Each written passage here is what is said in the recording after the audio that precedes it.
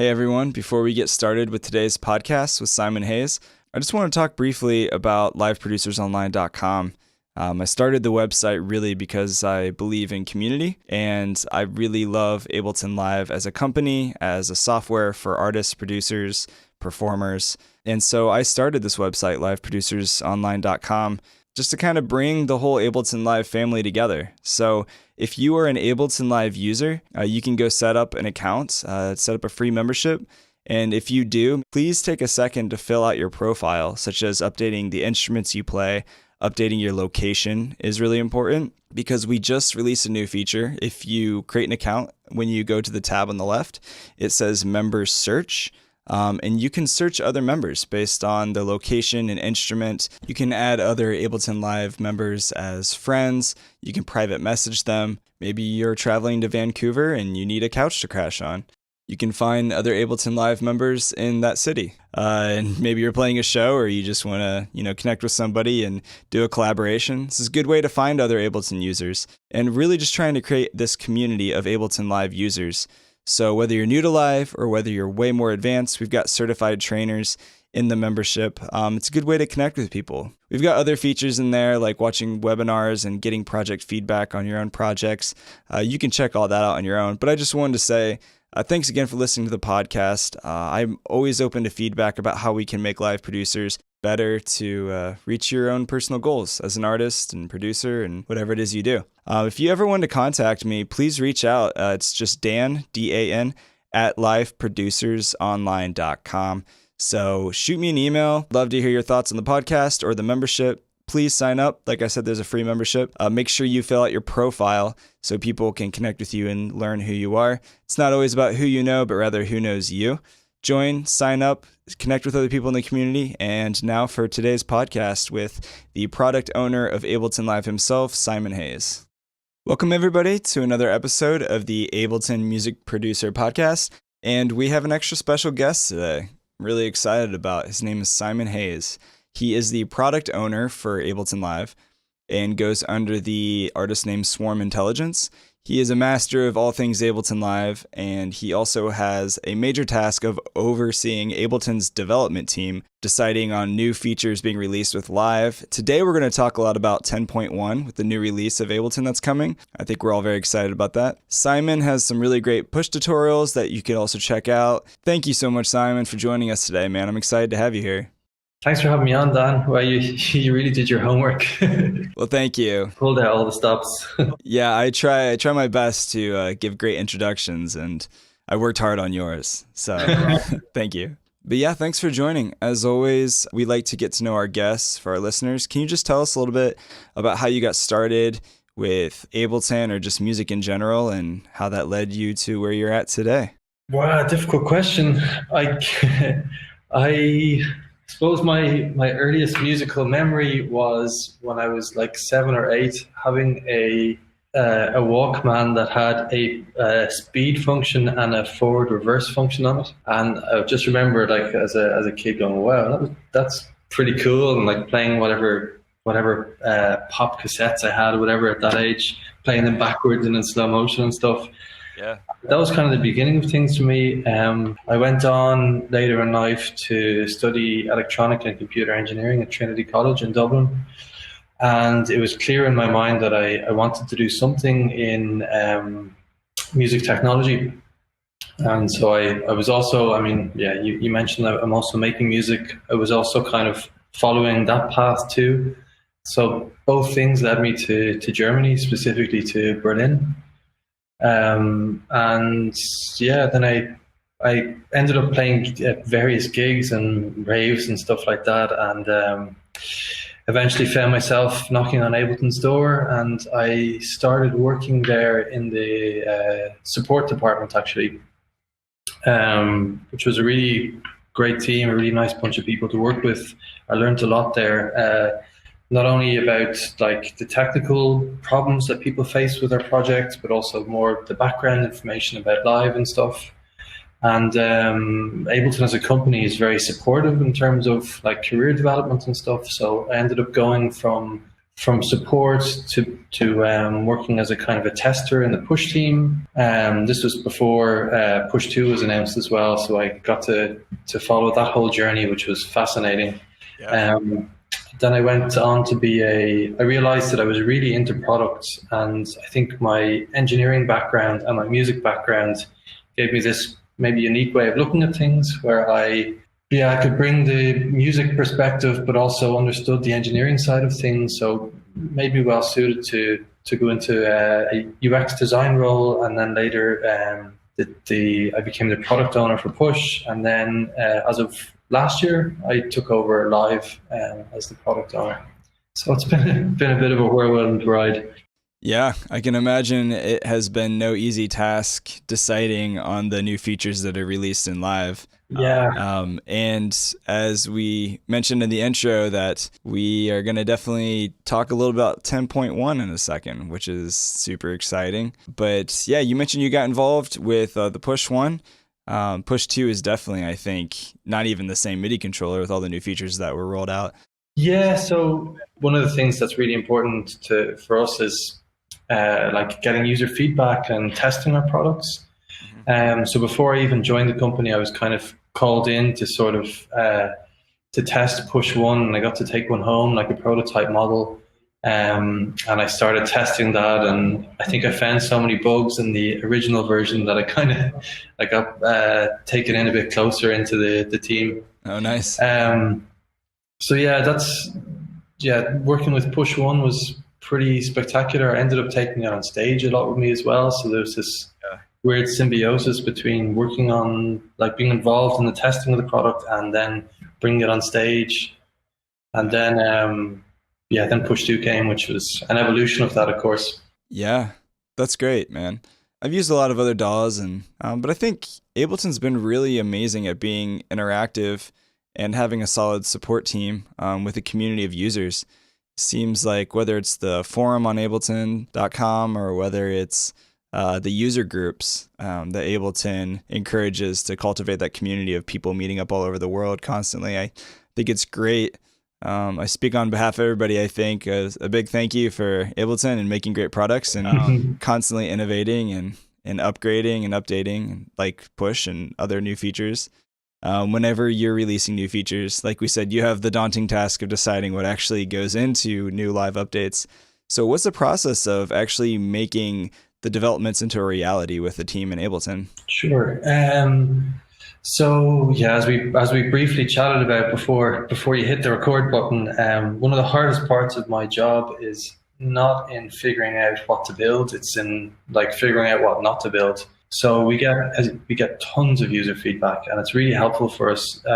Some of it's challenging, like it really pokes at us, and it's definitely not always positive. And it's in trying to take some of this stuff as well as the positive feedbacks to learn about our strengths and our weaknesses, and to figure out what aspects of Live we could improve. Yeah. I think there's a real art form in understanding what people are asking for, not in what they say directly, but kind of what's behind that, like what's the need behind that. And that's where a lot of the expertise of our team comes in.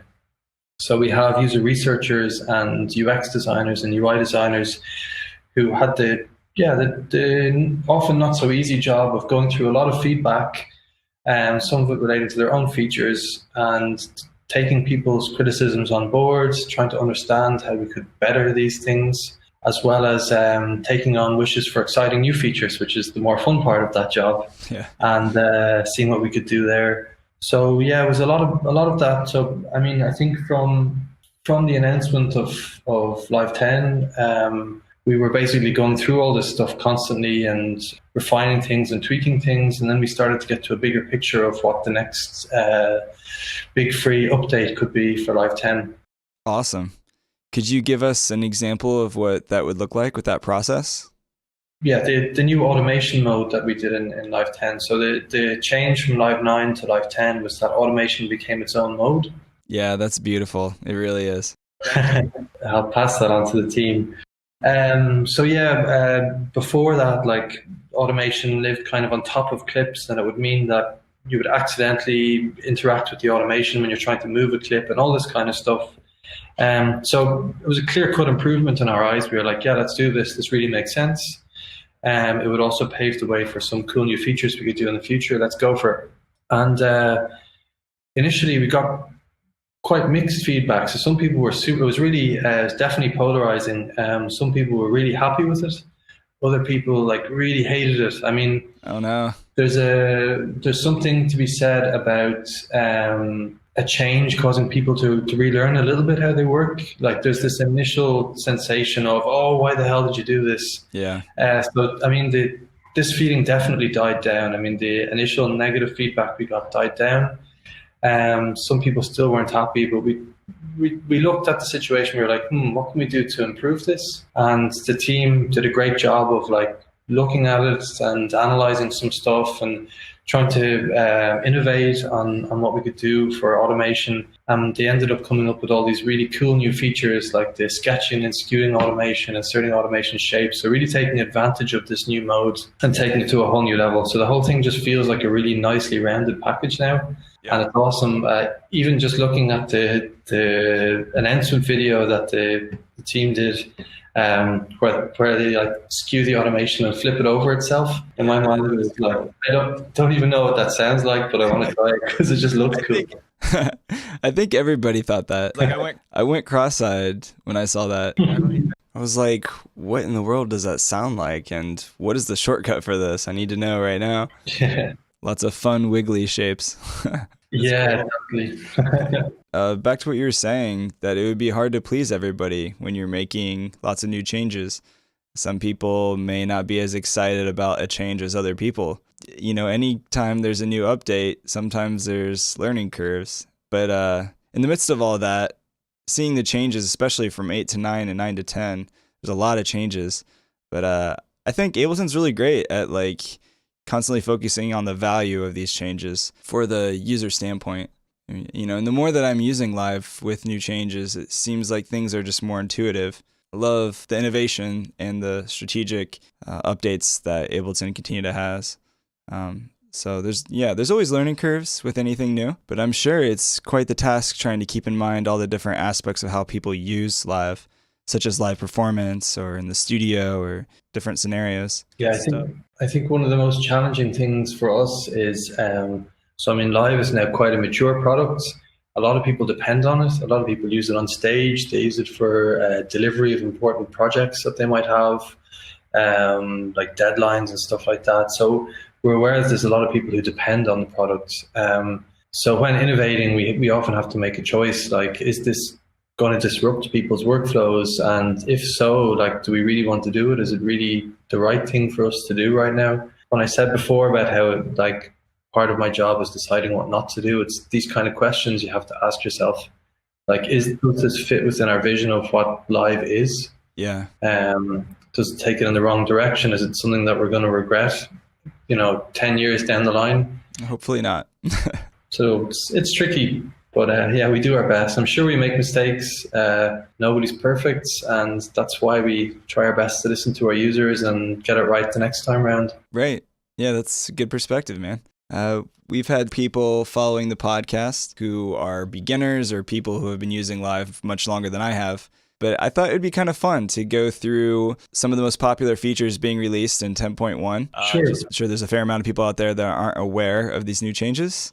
And I would love to get your take on these new changes. If you have any behind the scenes stories working with the development team or anything specific that you love about that feature, I'd love to get your take on it. So let's start with the first thing. Mm-hmm. The first release, it was the VST3. I think that's really huge. Yeah, VST3 has been up the top of all the wishes. So we've got various places to collect user inputs, and everyone has been asking for VST3 for a long time.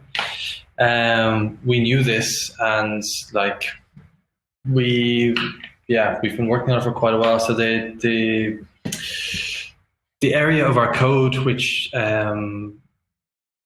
supported VST in the first place was quite old, actually. So that was one of the challenges for us. We had to go in there and kind of see, like, first of all, make sense of it all, and then see how we could extend it to support VST3. So that took quite a while, actually. I think it's often unclear to people that building these things sometimes takes time. I can imagine. So people are like, "Hey, why don't we have this already?" And it's just like, we know, we hear you, we're doing our best, and that person's probably not a developer. I mean, even for developers, it's hard to know the complexity that lies behind the feature sometimes. It's totally understandable, Yeah. We also can't openly tell people, hey, we're working on this, we're going to deliver it in the next version, just because it sets expectations, and if something goes wrong, then we have to go back on our words, and we don't want to do that either. So yeah, we all kind of have to sit silently on that one for quite a few months and be like, yeah, we're working on it, we know, but we can't say anything. So it was great to finally let the cat out of the bag and say, here it is, VST3. And then the next step is now we're collaborating quite closely with some manufacturers to kind of check with various plugins to make sure things are working. And we're still ironing out a lot of bugs in the beta process. That's exactly what it's there for. So yeah, well, that feature makes a lot of sense. VST seems to be the future.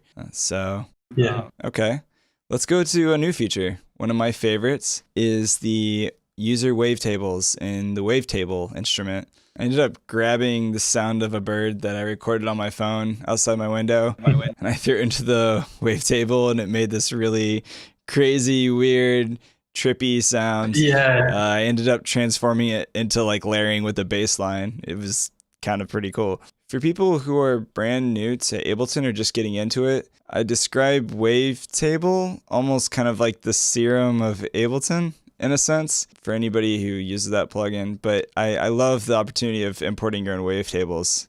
Yeah, really cool. It's definitely one of my favorites as well in the lineup. So this is another typical case of listening to users. Like, a lot of people wanted to be able to import their own wavetables, even wavetables from Serum as well, to be able to put them in there. So this is where my own musical background comes into things a bit. Like, the music I make is super noisy and not often described as pleasant. And there was a lot of discussions around around user wavetables, where we were asking ourselves, is this something we should do? Like, it's not always going to sound good. Like, if you drop anything in there, maybe it's not going to sound right. Like, it could sound really bad. And like, what are users going to think if we do this? And my own personal take on this is, sounding bad is quite a subjective statement. This is true. Like, a lot of my sounds probably sound quite bad to a lot of people's ears. So I had a lot of fun with the early prototypes and stuff, just throwing anything in. Like, I do a lot of field recording, so throwing in random things. And one of my personal favorite features is the raw button. So what that basically does is, so if you drop a sample into Wavetable to use as a Wavetable does some quite like smart things to kind of smooth out the sample and ensure there's no like clicking or unwanted artifacts, and to normalize the different waves and stuff like that. Whereas if you enable the raw button, it bypasses all that. So it's handy for loading in like samples that are actually meant to be wavetables. But I call it my noisy button, because it's the thing that really makes things like glitchy and sounds a lot more rough and raw around the edges. Totally my sound. Yeah, noisy buttons are always fun. Yeah, I'll need to play with that raw button a little bit more later. Yeah, that sounds like a good time. I didn't realize that was there. There's also another hidden, well, not quite so hidden, but there's another little feature in Wavetable as well, which is the random note button, which is quite fun. It's in the modulation section. We've now added that in to give a bit of randomness. Each time you trigger a note, you can make things sound a little bit different. So the combination of those two things is pretty awesome. Very cool, man. Yeah, this is good to know. I'm taking notes for later. I've got some homework to do. So next feature, let's talk about the modulation improvements. Inside the clip envelope, you have the option of going between automation and modulation. That's a funny one, actually. So no one was really talking about this feature. It was just an area that we kind of picked out ourselves to improve. So this was possible before. It just was quite hidden. And we just kind of improved the design of that area just to really bring out the feature. And now it's just a lot more obvious what it does, and it's just very clear and usable. So it's just, one of those things we felt we needed felt we needed to improve and was worth improving. So we went for it. Yeah, I noticed that there was a lot of secrets, for lack of a better word, that were exposed more on the front end of devices with the new update. For example, with delay, now you can see the repitch and the different modes for that delay device. Totally. It's good Yeah, stuff. it's more inviting. I remember when I first realized you could repitch the ping pong delay. I was like, man, it was like Christmas. It was very exciting doing that as a live effect during a show. Well, we talked a little bit about automation modulation. As we mentioned earlier, there's some really interesting automation shapes you can quickly drag and drop into your clips or your tracks. Can you briefly talk about that in the development process and how that kind of came about? The inserting the shapes, yeah. I mean, this is as to how easy it was. I'm not sure exactly. So basically, this is one of those things that nobody really had been asking for this so much. This was a case where we innovated and came up with an idea that we thought would be cool to try out. We prototyped it. We realized it was actually quite fun. And in combination with the other tools, the stretching and skewing of automation, it's actually really powerful. And so we just, having tested and tried it out and seen what musical sense it made, we thought, yeah, let's do this. This is cool.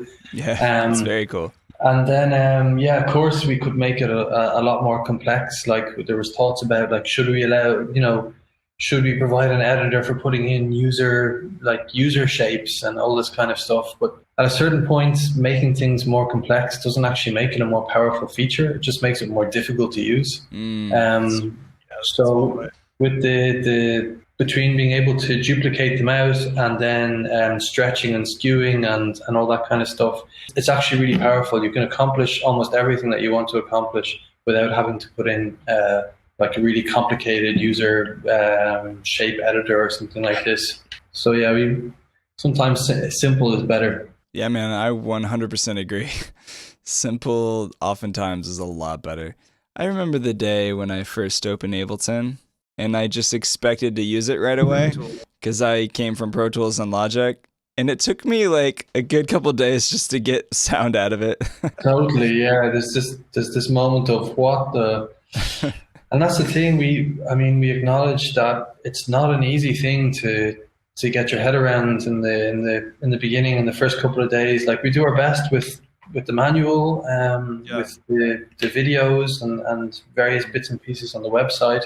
There's now the learningmusic.ableton.com, which teaches you the more higher level concepts. Sure. But like it's not an easy thing.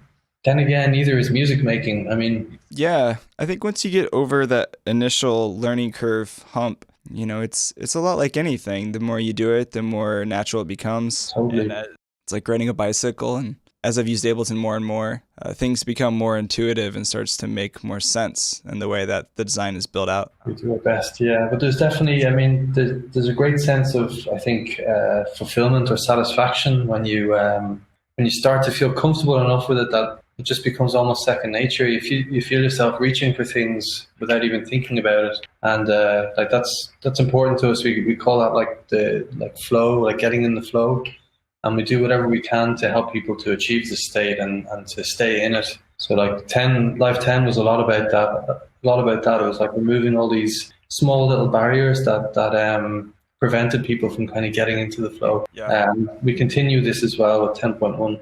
Yeah, 100% agree. I want to respect your time, Simon. So let's keep on going through these lists and features. Another thing is the channel EQ. Mm-hmm. And I know that several people have mentioned to me personally, they're not really sure what to do with it or how it stands apart from the EQ8 versus the EQ3. Can you just tell us what's the thought process behind another EQ with the new channel EQ device in 10.1? For me personally, I see it as a really quick slap it on a track for when trying to move quickly to get a really smooth sound by just having 3 quick knobs to shape the EQ and without trying to get too surgical. That's very close to the essence of it. So EQ8 is obviously our quite detailed mixing EQ where you can really get in and notch out things or cut out things, and you can see this. You can blow up the spectrum and really get in there and do some surgical cuts and things like that.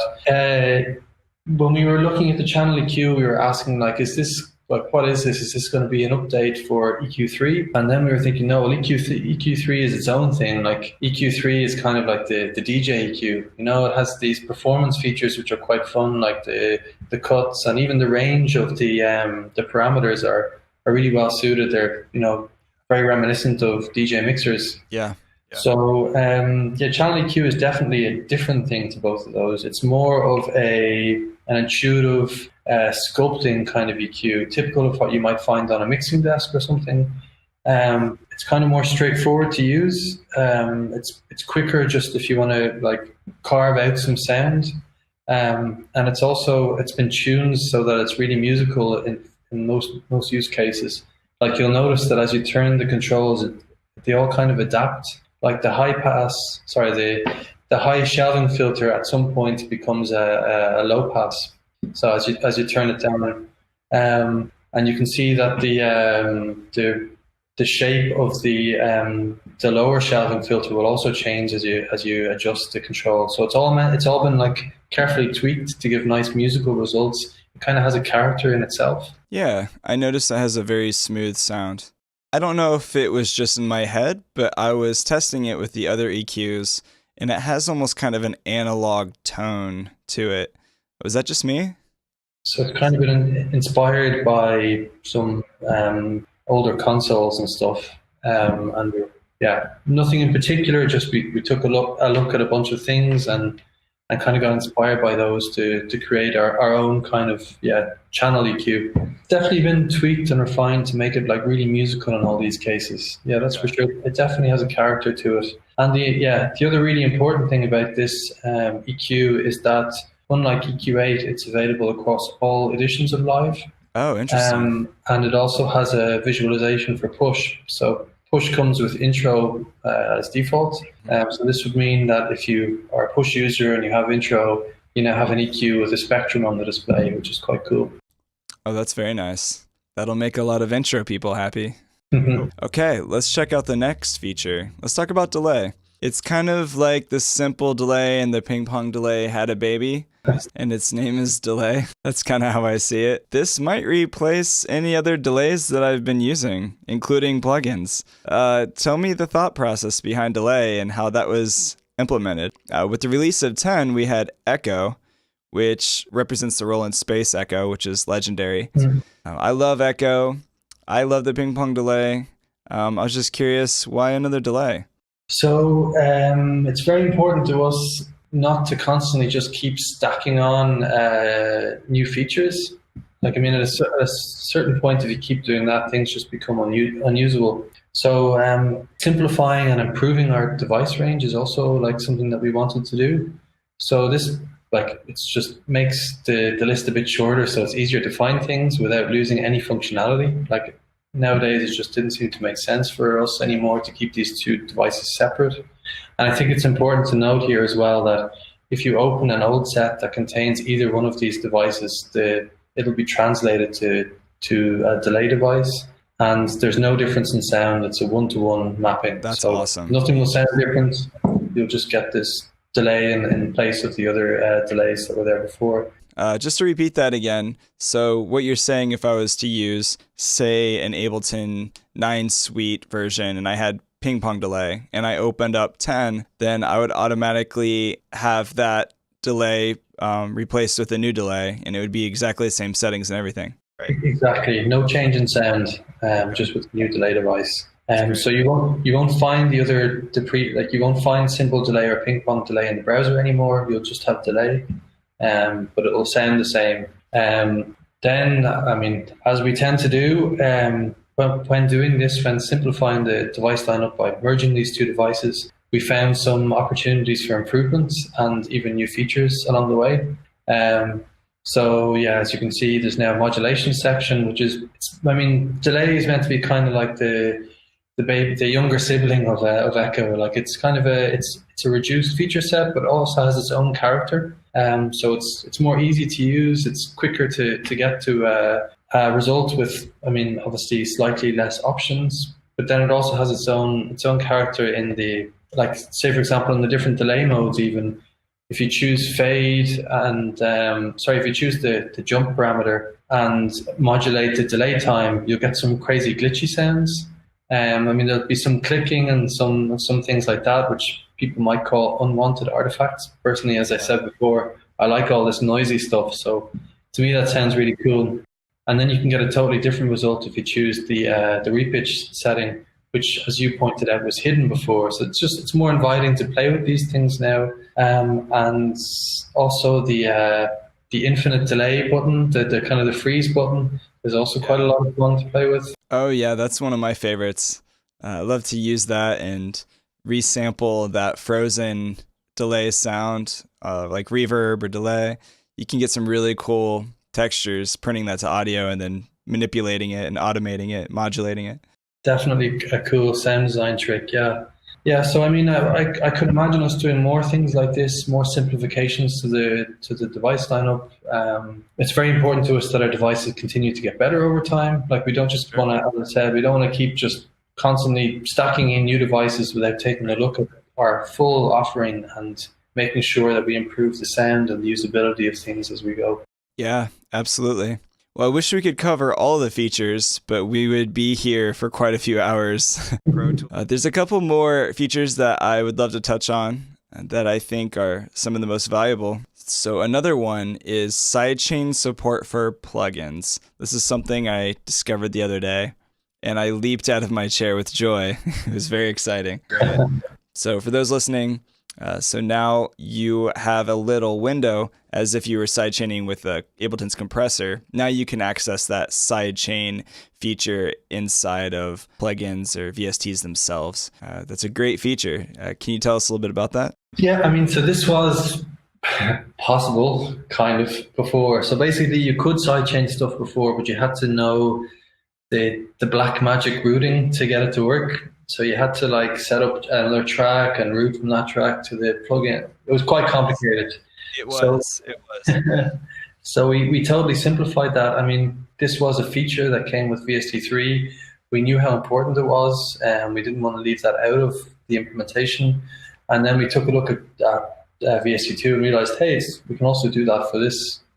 So we thought it was a nice addition, and we went for it. It's definitely a very useful tool if you're using some mixing devices and stuff like that. So yeah, absolutely. For all the people that tirelessly tried to route their tracks for sidechaining with plugins, you can rest at peace now, knowing that it's much easier. I was just going to say that brings us on nicely to one of my other favorite improvements, which is the ability to freeze sidechains. Yes, that was next on the list. That is my personal favorite. Yeah. It really is the icing on the cake for 10.1 for a lot of people. Yeah, people are like, how is this so important? It's just like a small change. And like for anyone who works on big CPU heavy tracks like I do, just having to go through that track by track to find out where your sidechain devices were. Yes. That was such a pain before. I remember the first time I got this because yeah, I mean, it's funny working on stuff in the office and then going home and being able to use these builds in my studio. So like, yeah, when I was working on tracks and just being able to do this, the first time I did it was just a sigh of relief. I couldn't wait for other people to get to experience that, you know? Yeah, I do know. Yeah, you've made a lot of people happy, Simon. So thank you. This is your gift to the world. For people who maybe don't fully understand what we're talking about, whenever your computer starts to cry because it's working really hard, one thing you can do to alleviate the CP load is to right-click on the track and choose to freeze. And what that does is just captures the audio real time, what's happening, kind of prints it, so to speak, so your computer doesn't have to work as hard in real time. And it preserves the plugins on that track as well, especially if you're sharing it with another producer. And you cannot freeze, or could not freeze until now, a track that had sidechaining on it. I'm still trying to wrap my head around how to sidechain real-time audio in and out of a track that's frozen. And I'm not a big developer, but maybe you can explain that. It's magic. There's no real rhyme or reason. It's all magic. No, this is a funny one. I think one of the things that stopped us from making this change before was that often we like to consider all of the potential use cases to make sure that we don't break anything. So before we made this change, we were asking ourselves questions like, But what happens if you freeze, if you freeze the track, but then you change the track that was the sidechain source? I mean, wouldn't you expect to freeze update two? So we had to ask ourselves all these like quite complicated questions before doing the feature, and then we realized, well, no, this doesn't matter. I mean, the track is frozen. That means it's frozen. It means like no matter what else you do around it, it's not going to change. So once we took away our own, like the fact that we made it more complicated ourselves, it became a bit easier to realize. Nice. Like we wanted to make this change before, and we basically had overcomplicated it in our own minds, I think, because we wanted to deliver the best possible user experience that we could. And then we realized we were just setting the bar unnecessarily high. So now I think the feature basically taps into a certain point in the signal chain. So it's like, okay, this device is frozen. Now it's the resultant audio that we use as the sidechain source. That's how it works. So I basically just overcomplicated it in my head as well. And it is magic. We have one last feature that I wanted to talk about. Obviously, there's a lot more changes with 10.1 that are coming, but we don't have another 12 hours to go through all of them. Another feature, you can now include return and master effects when exporting your songs, and that is huge. Can you explain to our listeners why this is important? I have a bit of a confession to make. This might have been one of the cases where I misused my power in my role to get a feature in. Well, I'm thankful for that. Thank you for misusing your power. Yeah, I perform live quite a bit, and one of the big pain points of performing live is trying to bounce material, like to render material out of a studio project, so that you can then bring it in and use it as a stem in a live performance.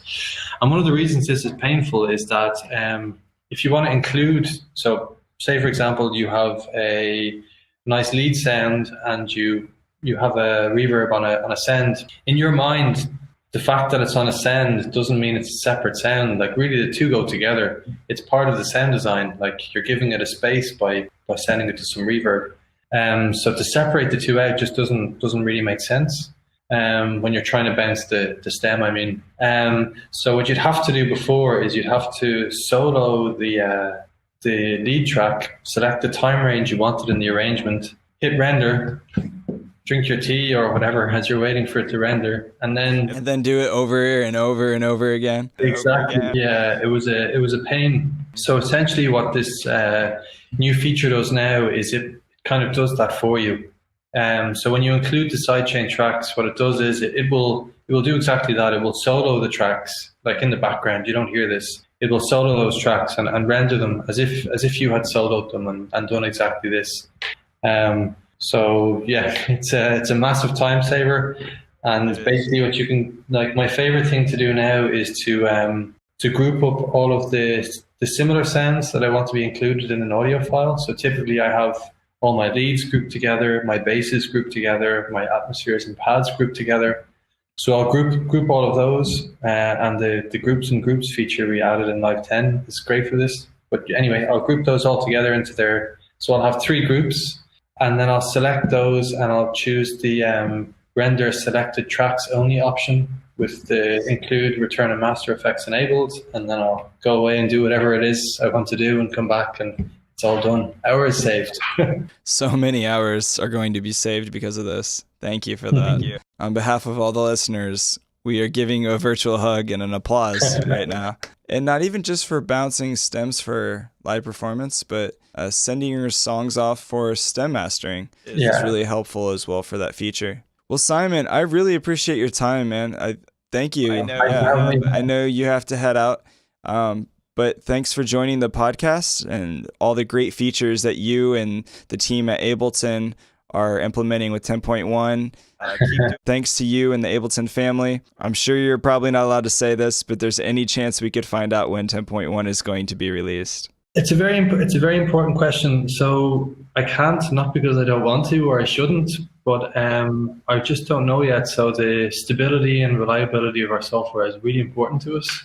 And we're basically going to keep that beta going until we're satisfied that it's stable and that people can depend on it on stage. So I'm guessing it could be another month too. I'm not sure. Basically, when it's ready, it's ready.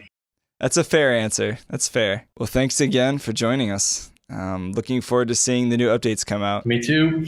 Thanks for having me.